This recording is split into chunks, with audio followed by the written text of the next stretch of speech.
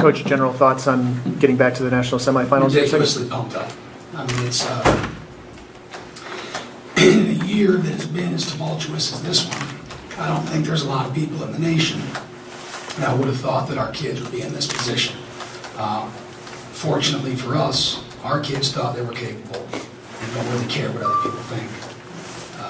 And I just think when you look at all the guys that we graduated, which is good, I mean, that's our job, we're a university, we're supposed to do that, and all the injuries we've sustained, I think the fact that each guy continues to step up and give whatever he has to give, his heart, his soul, his effort to the family, it makes my heart really, really bursting with pride. How many of your original starting 22 started today? I really don't want to do the numbers, to be honest with you. I don't know. I do know that we've had a total of 108 guys injured for a week or more throughout the season. I know our last regular season game, we started our 20th starter on offense alone for 11 positions. I know that there were only 6 guys that have started every game this season. And I know that our guys continue to step up, which is why we're sitting here happy today. Glenn, whose inspiration was it to... Pat, how are you? I'm good. Hey, did you use my office today? No, I walked the same way. All right, go ahead. Whose inspiration was it to activate number 81 today and have him immediately block a punt? You know, that's Wolfgang. Did Wolf block it? Yeah. He did? Wolfgang Dvorak. If that's not a great name, I don't know what it is. All right, we got 2 great ones, Ulis Payne and Wolfgang Dvorak, both awesome football names. Wolfgang is a guy who's ridiculously talented, just a freshman, just turned 18, and tremendously athletic. What I love about Wolf is he never traveled to a single game this year until it was playoff time to the trimmed down roster. And I think that's a function of a few things, certainly him being ready to step up when called upon. But it also speaks to the youth, and when we have a guy who's a freshman who's been here for 3 months on campus, and he can make a big-time play like that, it makes you feel pretty happy, not just today, but about the future, too. Glenn, you expect games at this juncture to be close. I mean, what was the key today to dominating really all 3 phases? Well, I think if you honestly look at our last 4 games, we've clicked at times, but we haven't been consistent feeding off of each other. The last time we played a game like this was probably a month and a half ago versus Bethel. And it's sometimes tough to get in a rhythm when you have so many moving parts going in and out. But as trite as it is to say, I just really believe at the end of the day, it's their minds and hearts that won this thing today. The buzz in the locker room before the game was palpable. And you knew something great was going to happen. It felt very much like when we had an opportunity in the 3rd round last year to play St. John Fisher, and we beat them by a very similar score. And it also, I think, is a testament to we learned our first year in the playoffs. I don't think a lot of teams thought we'd be there. We went 3 games deep, and we ended up losing in the 3rd round. But what we learned from that was we had some mental fatigue because our kids had never played that many games before. And in building the program, we try to make sure that we don't peak too early. I don't like to use a baseball adage, but if you look at the Yankees, they're not necessarily playing their best baseball in April when they are playing good baseball, but they usually get better as the season goes on. And so I think we've done a better job kind of tempering the beginning of the season, and certainly it's paying dividends now because we're on an upward swing. Glenn, the quarterback wasn't feeling too sprightly, I guess. Did you hear the story? I heard he was a little ill. Yeah, he didn't get any sleep last night. He was puking all night long, and he came to breakfast this morning. He was in our offices at about 8 a.m., and he said, "Coach, I can't keep anything down." He said, "I'm playing, but just want to let you know I can't keep anything down." So we tried to get him 3 or 4 saltines, and he kept those down, and that's the fuel he played on today. So you can say he fed off each other. That's what he did today. First pump block this year? No, not the first. I believe the 3rd, but the first. Most time. The first boom boom, and there's a difference. There's a block punt that you kind of block it and it goes around, but there's a visceral feeling when you get that boom boom, and that's what we got today, and it certainly helped spark us. Glenn, can you talk a little bit about your defensive effort today? I mean, obviously you had a lot of big plays up there. And a huge test in front of us. If you look at their offense, 450 yards or whatever it was a game, and running the ball. And And what terrified me going into the game was if you look at their first playoff game, this is crazy. Their first playoff game, in a usual game, you will have anywhere from 12 to 15 possessions per team, okay, with the new clock rules. It used to be 14 or 15. In that first playoff game, Washington and Lee had 7 possessions, and Hobart had 7 possessions. That's crazy. And it really speaks to how a team, if you allow them to stay on track, up on the chains, whatever you want to say, 2nd and 6s, 3rd and 2s, opportunities to go for it on 4th down, that's where this Hobart team, in our opinion, was lethal. And getting first down productivity, we can sit here and say, hey, we only allowed 3 of 13 third downs, and that's great. But it stems from productivity on first down. And I think our defense, first and foremost, did a good job stopping the run. We didn't maybe get as much pressure as we thought we would, but credit Hobart as well. You can't always get that pressure if the team has a staunch run game coming in, as they did.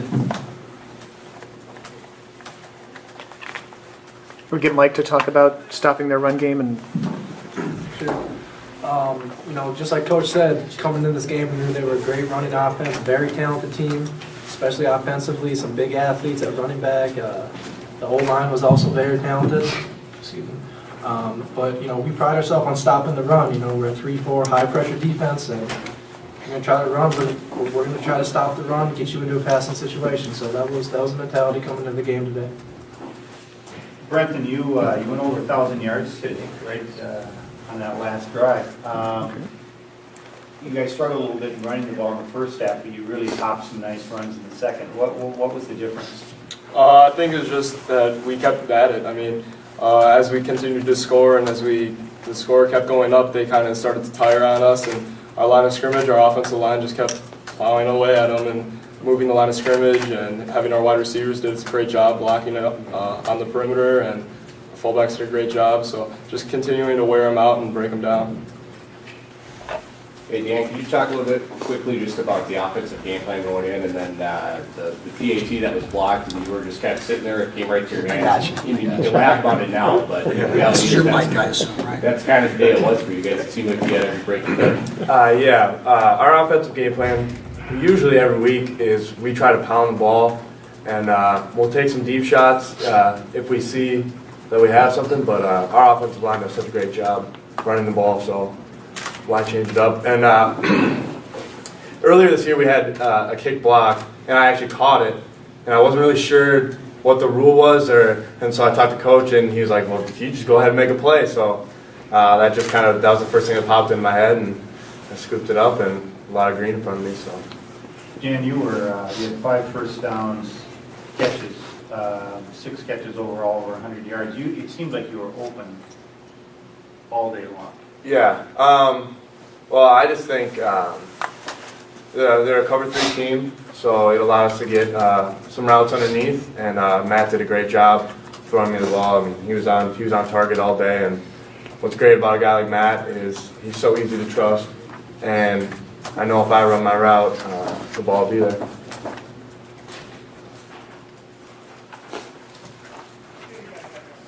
Jeannie, can you talk a little bit about the effort in the secondary? I mean, 2 picks, you basically kept our offense in check most of the day. Yeah, I mean, I think that we played a stout game. A few of our calls, it was a blown call here or there for us, but I mean, we had to stop their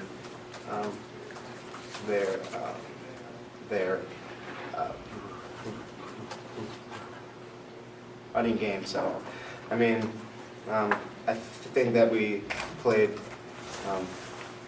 a good team effort in our game. And really, when the ball's in the air, I mean, that's the nice thing. I think when you see the ball in the air and you have the confidence in guys like Chinny and some of those other D-backs, I'm not going to say you feel as comfortable that we'll come away with it as they will, but these guys can cover a whole lot of ground, and they played very, very unified today, so there weren't a whole lot of vertical seams. Glenn, you guys gave a lot of attention to that tackle on the 90. Wouldn't you? Yeah, he's a very good football player, and he's a senior and has played, 90? 90 there. Pull. Is he a junior, did I hear? Sophomore. Sophomore, okay. Buckets. Let's just call him a son. Wow. Tyree he's a fantastic football player. What we tried to do when the question was asked of Brenton of what was the difference in the run game as the game went on, figuring out where he was and using tight end trades to go away from him and using different double team blocks. When a guy is a really dynamic player, the last thing you want to do is give him the same look. So when you can block out with the tackle and then double down with the tight end and chip and give him those different looks, it hopefully keeps him guessing a little bit more. But he's a tremendous talent. And the one you did not see today, because he got hurt on the first play of the game, was Devin Worthington, who personally I thought he might have been their best football player on their team. And he was number 5. And on the first play of their first defensive play, after we blocked the punt, they blitz him all the time from the weak side. And our tackle got on him. And unfortunately for Devin and for the team, he wasn't able to return. But I think that might have changed the dynamic a little bit, because they do get away with a lot on defense by bringing that weak side guy. And you know what? No teams that we saw wanted to put a tight end on him into the boundary. So he runs free quite a bit. And I think them not having him allowed us maybe a little bit more liberties in our run game to start formationing them and focus on one guy instead of 2 or 3. Mike is a 50-year guy. You've been here through this whole era. I think, what is it, 49-4 now? And can you just talk about where we are today and just everything you've seen since your first day here on campus? Yeah, you know, from where we came my first year to where we are now, you know, the buildings, the facilities, the team, how the mentality has grown, how the new guys have came in and stepped up and really followed in the footsteps of the people that laid that foundation. You know, a lot of the seniors that graduated last year, you know, coach is his first recruiting class. You know, we really tried to let these young guys know how he wanted this program ran and how we were going to go about doing things the right way, making sure we do the little things, and it's really caught fire, and you know, everyone's buying into the program, and it's really great to see. Coach, I know you don't know who you're going to play next week yet and where the game's going to be, but do you prepare for a semifinal this year any differently than you did last year? Given the fact you went through the experience once on the road. Sure, we're going to prepare differently, and I think that's what experience affords us. It doesn't entitle us to feel comfortable, but it does give us a pretty good benchmark of if we want to be playing at that level, what we need to do. And you're right, I don't know who we're going to play or where we're going to play them, but right now, our main focus is on keeping this family together as long as we possibly can. And I really don't care who we play. I don't care if we play in a cornfield in Alabama somewhere. We're just ridiculously blessed to have earned another week keeping this group together.